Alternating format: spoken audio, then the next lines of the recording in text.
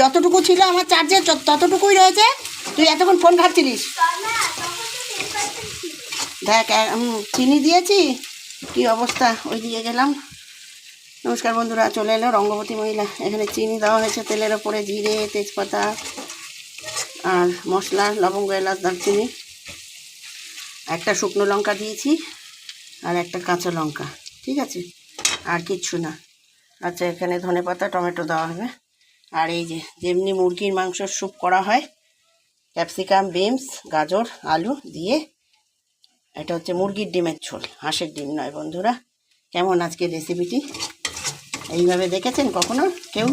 এমনি ডিমের ঝোল করে, এইভাবে সেই মুরগির, এটা হচ্ছে ডিমের স্যুপ, ঠিক আছে।